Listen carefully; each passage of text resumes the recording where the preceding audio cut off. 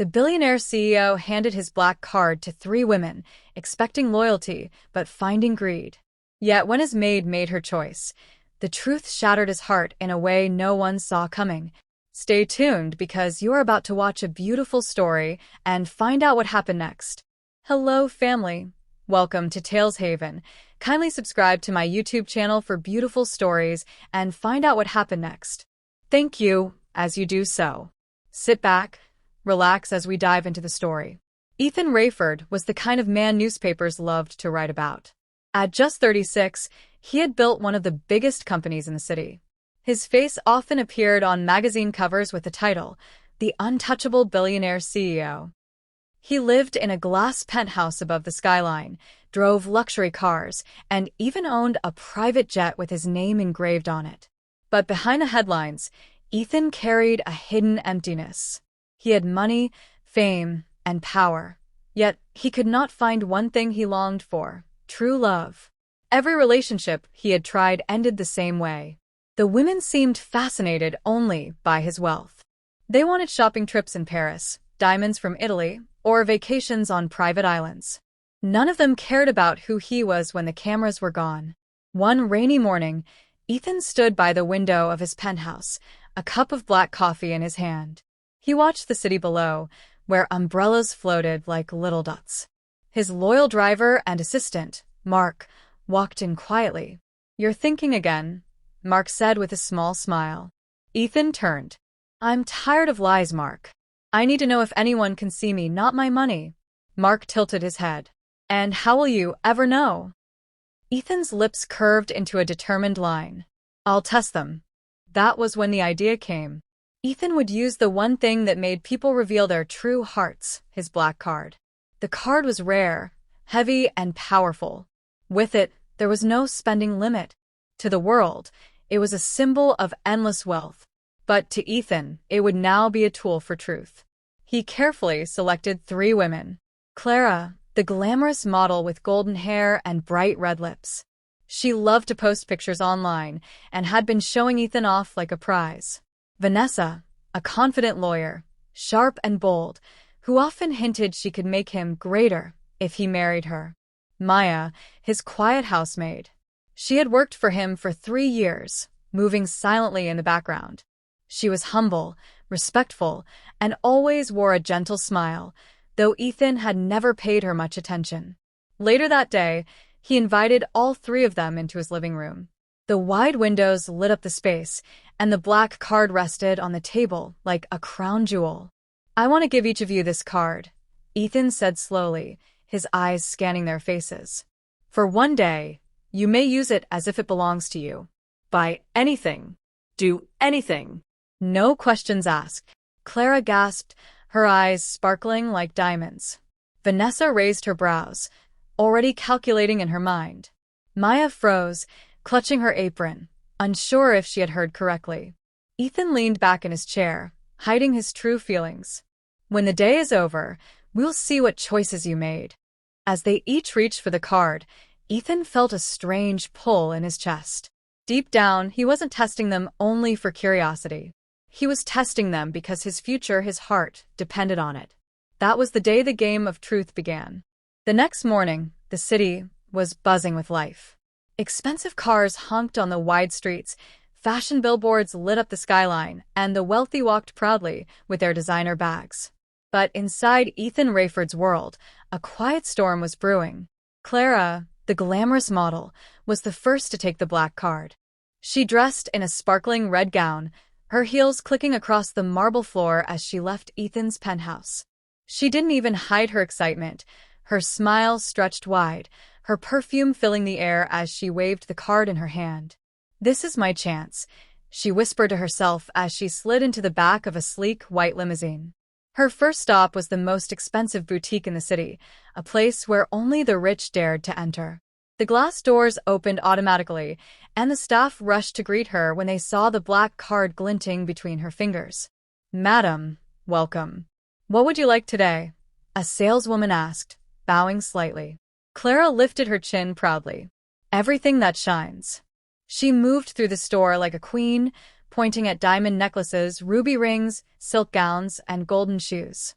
The workers scrambled to pack her choices into boxes. By the end of her visit, she had filled 2 cars with items worth more than most people earned in 10 years. As she posed for pictures with her shopping bags, some paparazzi noticed her. "Clara, Clara, who's paying for all this?" one shouted. She laughed, tossing her hair. "Let's just say, I'm with someone powerful." That same afternoon, Clara went to a luxury car dealership. The salesman's jaw dropped when she slid Ethan's black card across the counter. Within minutes, she had ordered a brand new sports car, bright red, shiny, and loud. By the time Clara returned to Ethan's penthouse, her arms were loaded with shopping bags. She kissed him on the cheek and said sweetly, "Darling, I chose the best things for us. You'll love them." But Ethan's sharp eyes told him a different story. He glanced at the receipts: diamonds, cars, dresses, perfumes, everything designed to shine in the world's eyes. Yet not one item spoke of thoughtfulness, care, or love. As Clara chatted excitedly about her new purchases, Ethan's heart grew heavy. He leaned back in his chair, pretending to listen, but deep inside, disappointment settled like a stone. If love was a mirror, Clara's reflection showed only herself. And as the evening grew darker, Ethan knew she had already failed the test. Night fell quietly after Clara left, but Ethan did not sleep. He sat in his study with the city lights below and the black card resting on the desk again, silent, heavy, waiting. By morning, he had his answer about Clara. Now it was Vanessa's turn. At noon, Vanessa arrived in a navy suit and low heels, hair pulled into a sharp bun. She did not smile much. She glanced at the card, then at Ethan, reading his face like a contract. "I'll handle today," she said. "Trust me." She did not ask what he wanted. She did not ask how he felt. She simply took the card and walked out, already on a call.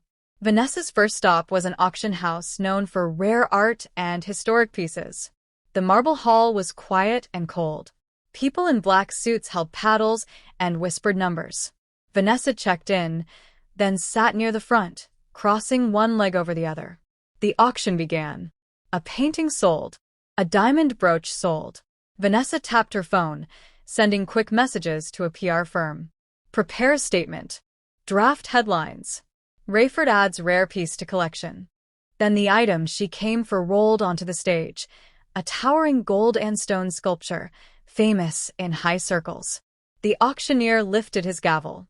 "Opening bid, please." Vanessa raised her paddle without blinking. 2 million. Murmurs rose around the room. Another paddle lifted. 2.2. Vanessa. 3.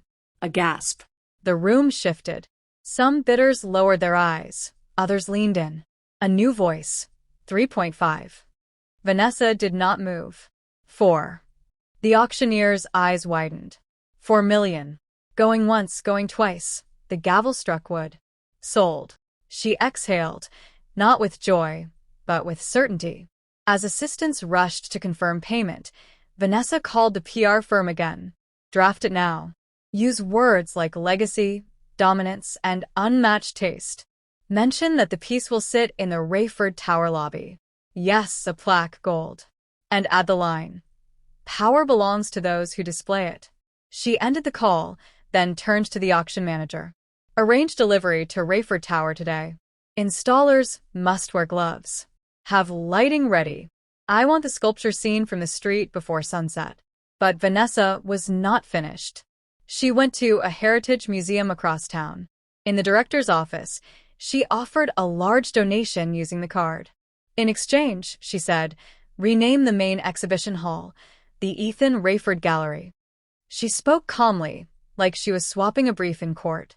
Make the plaque big. Visitors should see his name before they see any art. The director nodded, stunned by the amount. Paperwork was rushed. Pens moved. A camera appeared for a quick handshake photo. Vanessa kept her smile small and controlled. Next, she met a luxury watch dealer. There, she purchased a rare piece with a long waiting list, one of only a handful in the world. "Men respect what's on a wrist," she told the dealer. "They'll treat him differently in every room."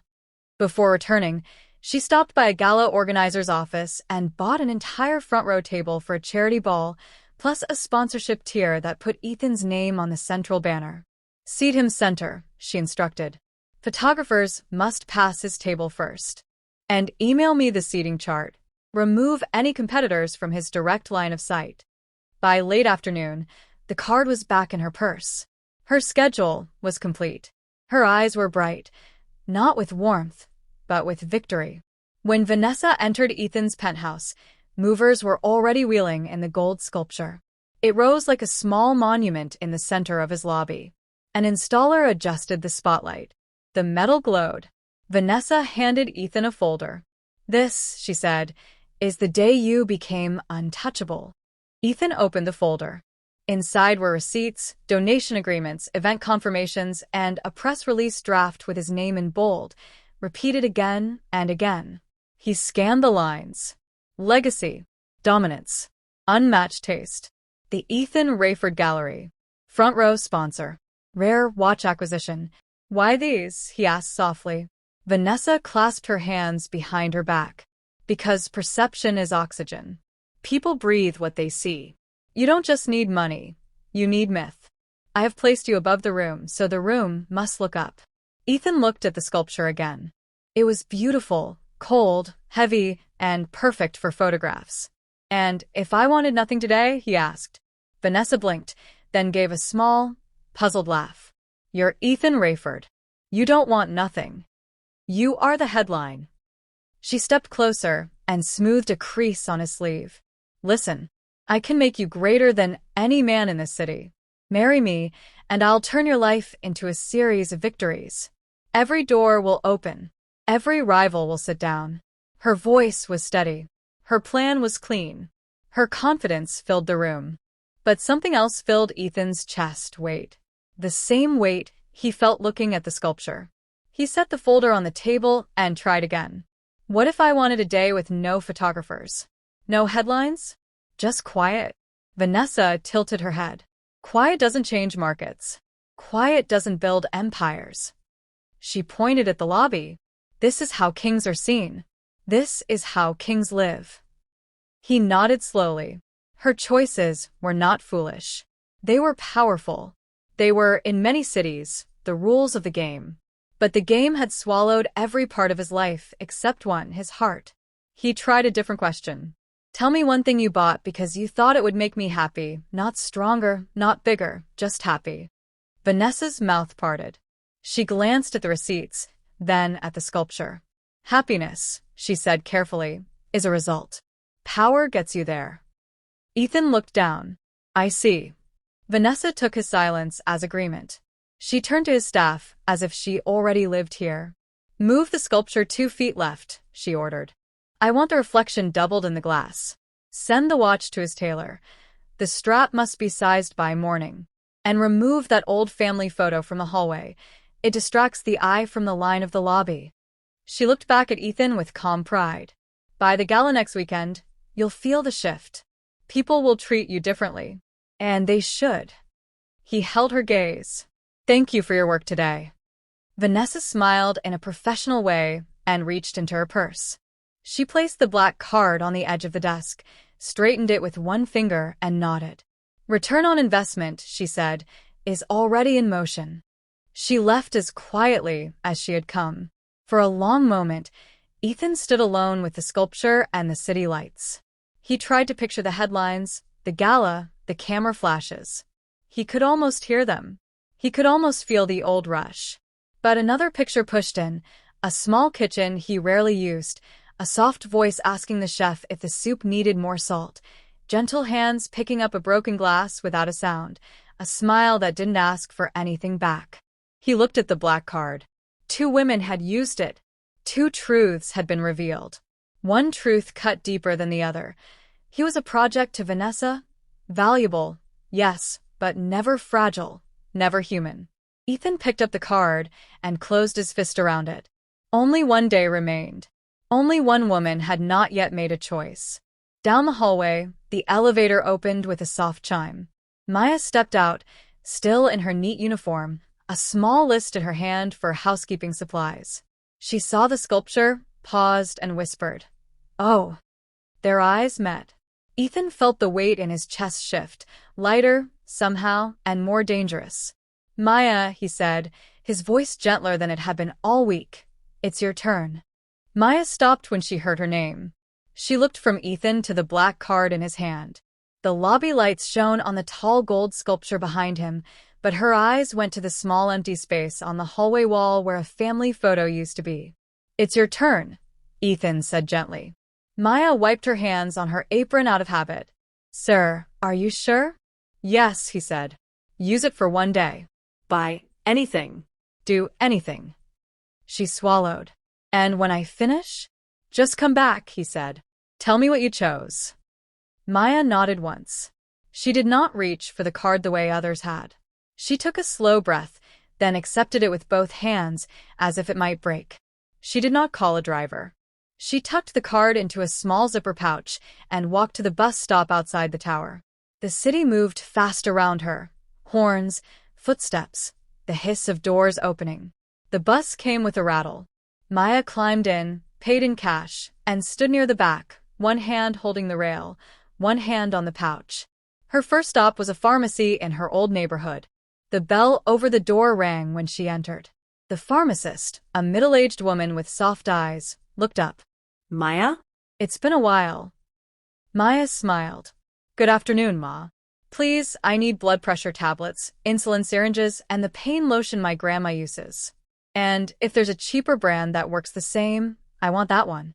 The pharmacist checked the shelves. "We have generics that are good." "Thank you," Maya said. "Please add a glucose monitor.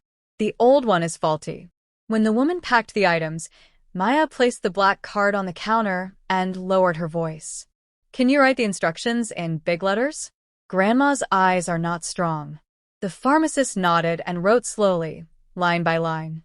"Is Grandma eating well?" Maya's smile wavered. "Enough. I'll get food next."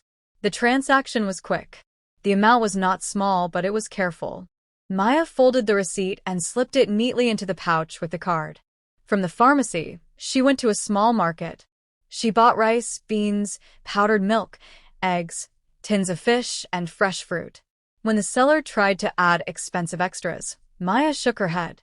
"Please, only what lasts." "And 2 mosquito nets," she added, remembering the children next door to her grandmother's place. "Yes, the big ones." Outside the market, a boy about 10 stood by a cart with broken shoes. He watched people pass without seeing him. Maya looked down at her own steady shoes, then at the card, then at the boy. "Do you go to school?" she asked. "Yes, Ani sometimes," he said. She bought him a pair of strong sandals and a simple backpack from a stall 2 doors down. "Study," she said softly as she handed them over. "You're smart. Walk well." He nodded, surprised, his thanks tumbling out in a rush. Maya's next stop was a small orphanage she knew. She knocked, and the matron opened the gate with a tired smile. "Maya? What a blessing to see you." "I brought a few things," Maya said. She did not say whose card it was. She carried the sacks inside, rice, beans, milk, soap, and the 2 mosquito nets. She asked for a receipt and signed anonymous on the donor line. "Stay for tea?" the matron asked. "I can't today," Maya said. "But I will come on Sunday to help wash and braid hair." The matron pressed her hand. "God bless you." Near sunset, Maya took one last bus, not to a boutique, not to a car showroom, but to a print and frame shop beside a small tailor's stall. She pulled a photo from her apron pocket, a picture she had quietly rescued a month ago when the frame cracked, the same family photo that once hung in Ethan's hallway. "How much to clean and fix this frame?" she asked the shopkeeper. The man checked. "This old wood is broken. A new simple frame will be better." Maya counted her own cash, not the card. She paid from her wallet. "Please finish today." He worked while she waited, carefully wiping the glass, setting the photo in a plain, warm frame. When he was done, the picture looked whole again, Ethan younger, between his parents, all 3 smiling at something off camera. Maya held the frame close for a second, then wrapped it in brown paper. She returned to the tower after dark. The lobby was quiet. The gold sculpture glowed under the lights like a small sun. Ethan stood near the window with his jacket off and his sleeves rolled. When he saw her, he stepped forward. "You're back," he said. "Yes, sir." She placed the black card on the table, laid the receipts beside it in order, and kept her eyes clear. "I used it here." She tapped the first receipt. "Medicine and supplies for my grandmother." The pharmacist wrote clear instructions. "This one is food and mosquito nets. And this one is for the orphanage, milk, rice, soap." I signed it as anonymous. Ethan listened without interrupting. His face softened with each word. "I did not buy anything for myself," Maya added. "I have enough." He glanced at the totals. Compared to the things bought yesterday and today, her numbers were small. Still, they felt large in another way. He looked back at her. "And is that all?" Maya hesitated, then held out the brown paper package. "This is not from the card. It is from me." He opened it carefully.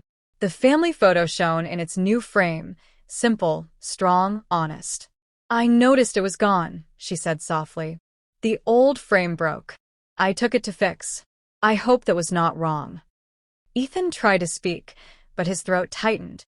He set the frame on the hallway table where the empty space had been. The lamp light caught the glass. The three smiling faces returned to their place.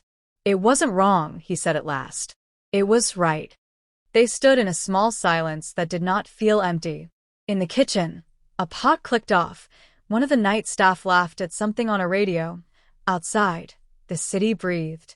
Ethan looked at the card on the table and then at Maya. "Why did you use it like this?" Maya folded her hands. "Because the card is strong, sir. Strong things should lift, not crush. And because if I used your card to fill my closet, I would carry shame every time I ironed your shirts." She gave a tiny, apologetic smile. "I didn't want to feel small in a house that feeds me." Ethan let out a breath he did not know he was holding. "You didn't disappoint me." She nodded, relieved. "Thank you, sir." "May I go and serve dinner to the staff?" "Yes," he said quickly, then gentler. "Please." Maya turned to leave, then paused and faced him again.